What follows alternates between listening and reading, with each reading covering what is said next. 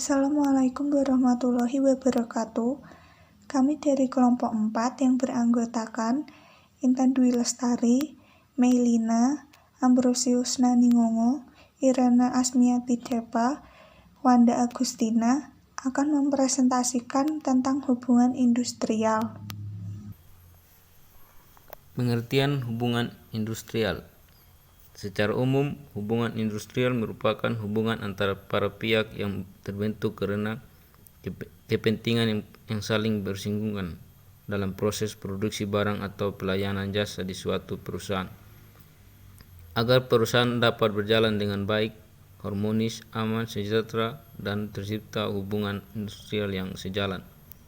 Menurut Undang-Undang Nomor 13 Tahun 2003 tentang Ketenagakerjaan Pasal 1 Angka 16, hubungan industrial adalah suatu sistem hubungan yang terbentuk antara para pelaku dalam proses produksi barang atau jasa, yang terdiri dari unsur pengusaha, pekerja, atau buruh, dan pemerintahan yang berdasarkan nilai-nilai Pancasila dan Undang-Undang Dasar Republik Indonesia 1945.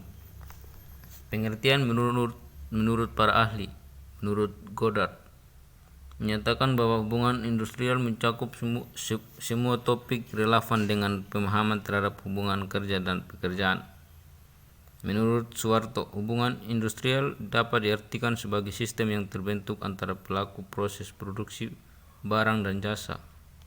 Menurut Dr. Payaman J. Simanjuntak, hubungan industrial merupakan hubungan antara semua pihak yang terkait atau berkepentingan atas proses produksi barang dan jasa di suatu perusahaan. Pihak yang terlibat dalam hubungan industrial. Yang pertama, pekerja atau buruh. Menurut Undang-Undang Nomor 13 Tahun 2003 Pasal 1 tentang Ketenagakerjaan, tenaga kerja adalah setiap orang yang mampu melakukan pekerjaan guna menghasilkan barang atau jasa untuk memenuhi kebutuhan sendiri maupun untuk masyarakat. Dalam melaksanakan hubungan industrial, pekerja atau buruh memiliki fungsi menjalankan pekerjaan sesuai dengan kewajibannya, menjaga ketertiban demi kelangsungan produksi, menyalurkan aspirasi secara demokratis, mengembangkan keterampilan dan keahlian, serta ikut memajukan perusahaan dan memperjuangkan kesejahteraan anggota beserta keluarganya. Yang kedua, pengusaha. Pengusaha merupakan seseorang yang mempekerjakan orang dalam melaksanakan proses produksi barang atau jasa untuk dirinya dengan memberi upah sesuai dengan yang telah disepakati kedua belah pihak antara pengusaha dan pekerja.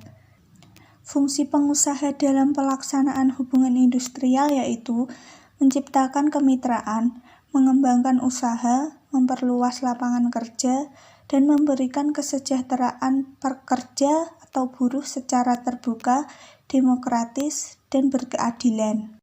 Kemudian yang ketiga yaitu pemerintah. Pemerintah atau otoritas dibedakan menjadi 3 bagian, yaitu eksekutif, yudikatif, dan legislatif. Berdasarkan Undang-Undang Nomor 13 Tahun 2003 Pasal 102 Ayat 1 tentang Ketenagakerjaan, pemerintah memiliki fungsi dalam melaksanakan hubungan industrial sebagai pihak yang menetapkan kebijakan, memberikan pelayanan, melaksanakan pengawasan, dan juga melakukan penindakan terhadap pelanggaran peraturan perundang-undangan ketenagakerjaan. Sarana dalam melakukan hubungan industrial. Yang pertama, lembaga kerjasama atau LKS bipartit. Lembaga kerjasama atau LKS bipartit merupakan lembaga di tingkat usaha yang dibentuk oleh para pekerja dan pengusaha. Lembaga kerjasama bipartit bertujuan pertama untuk menciptakan ketenangan kerja, disiplin, dan ketenangan usaha. Yang kedua, meningkatkan kesejahteraan pekerjaan dan perkembangan serta kelangsungan hidup perusahaan. Yang ketiga, mengembangkan motivasi dan partisipasi pekerja sebagai pengusaha. Yang kedua, lembaga kerjasama atau LKS dalam pasal 1 angka 1 Peraturan Pemerintah Nomor 8 Tahun 2005 tentang Tata Kerja dan Susunan Organisasi Lembaga menyatakan bahwa lembaga kerjasama tripartit atau LKS tripartit adalah forum komunikasi, konsultasi, dan musyawarah tentang masalah ketenagakerjaan yang anggotanya terdiri dari 3 unsur atau pihak.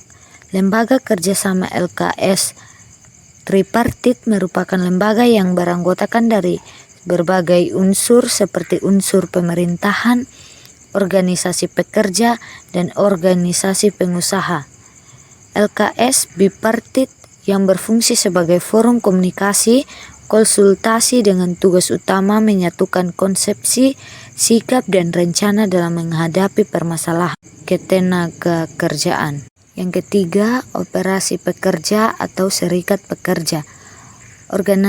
Organisasi pekerja atau serikat pekerja merupakan organisasi yang termasuk secara sukarela dan demokratis oleh dan untuk pekerja. Serikat pekerja bersifat bebas, terbuka, demokratis, dan bertanggung jawab guna memperjuangkan dan melindungi kepentingan pekerjaan, meningkatkan kesejahteraan pekerjaan, serta mewujudkan fungsi dalam melaksanakan hubungan industrial. Yang keempat, organisasi pengusaha.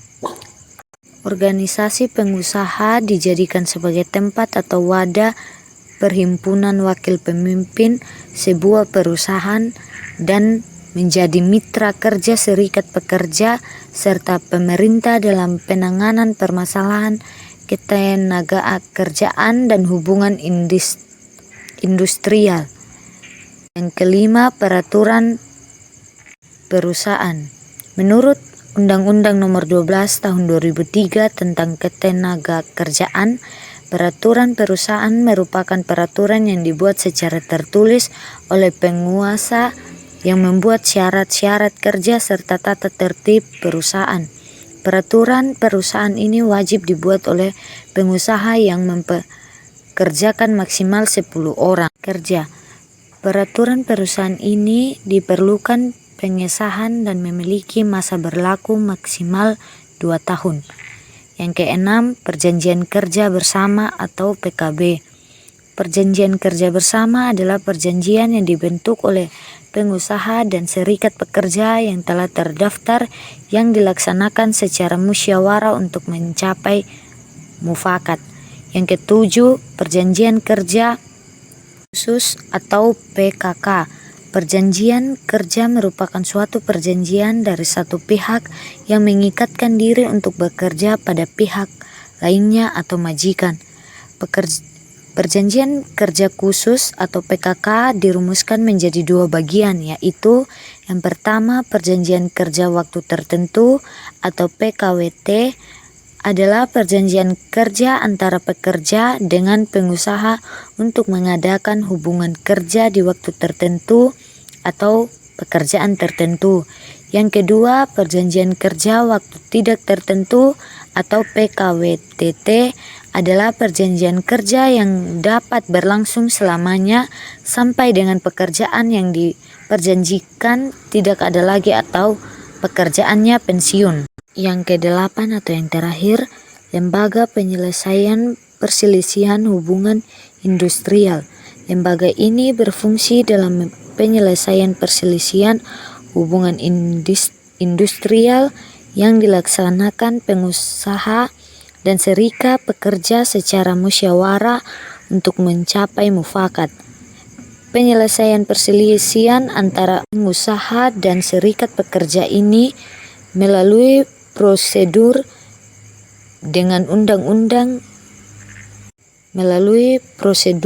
penyelesaian perselisihan hubungan industrial yang diatur dengan undang-undang, yaitu dengan mediasi atau konsiliasi.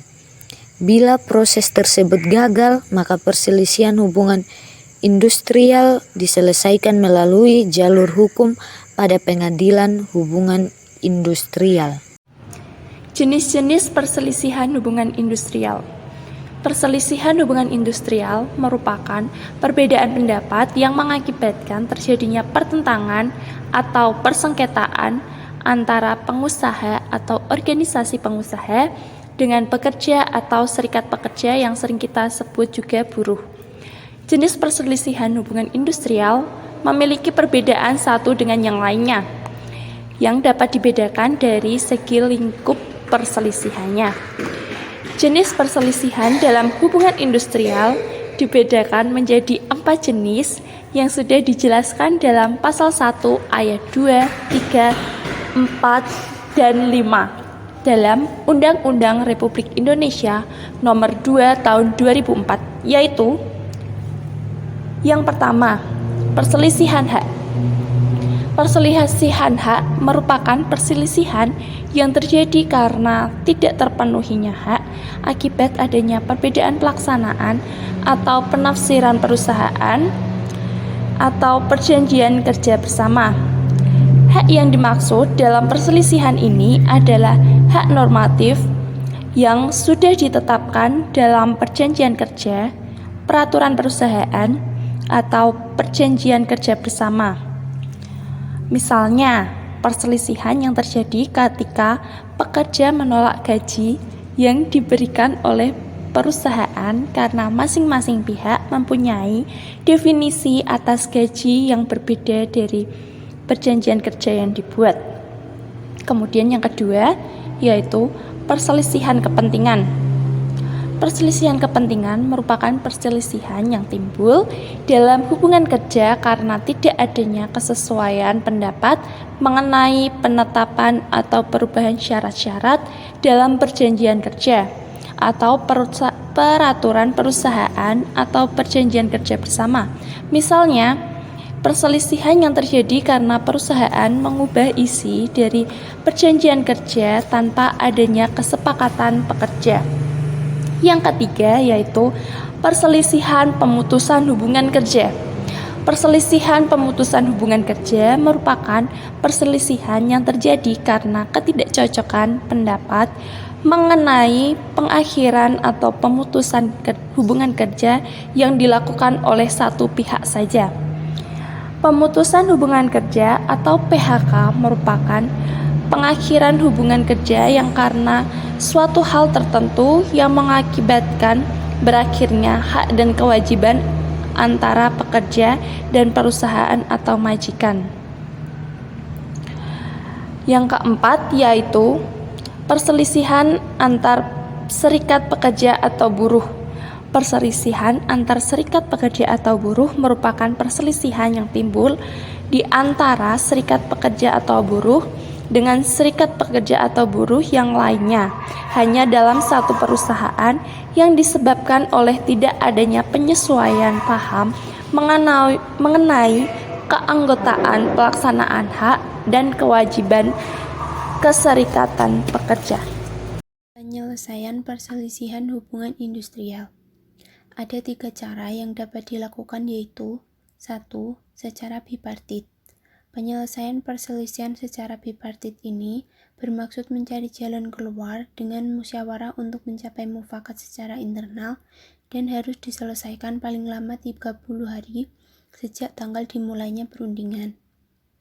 Jika perundingan bipartit mencapai kesepakatan penyelesaian, harus dibuat perjanjian bersama yang ditandatangani oleh para pihak yang bersangkutan yang dijadikan hukum dan wajib dilaksanakan oleh pihak yang bersangkutan. 2. Secara tripartit. Penyelesaian secara tripartit yaitu penyelesaian perselisihan dengan melakukan perundingan dan melibatkan pihak ketiga yang netral. Proses penyelesaian perselisihan secara tripartit dapat dilakukan melalui 1. Mediasi, yaitu penyelesaian perselisihan melalui musyawarah yang ditengahi oleh seorang mediator yang netral. Yang kedua, konsiliasi, merupakan penyelesaian melalui konsiliator yaitu pejabat konsiliasi yang diangkat dan diberhentikan oleh Menteri Tenaga Kerja berdasarkan saran serikat pekerja atau buruh. Yang ketiga, arbitrase, merupakan penyelesaian perselisihan yang dilakukan berdasarkan kesepakatan para pihak dan tidak dapat diganggu-gugat karena keputusan arbitrase bersifat akhir dan tetap. Yang ketiga, melalui Pengadilan Hubungan Industrial atau PHI, merupakan pengadilan khusus yang dibentuk di lingkungan peradilan umum yang berwenang memeriksa, mengadili, dan memberikan putusan terhadap perselisihan hubungan industrial. Penyelesaian perselisihan melalui pengadilan hubungan industrial ini merupakan cara yang bisa ditempuh oleh pihak yang bersangkutan jika tercapai kesepakatan penyelesaian, kemudian dilanjutkan dengan mengajukan gugatan ke Pengadilan Hubungan Industrial atau PHI.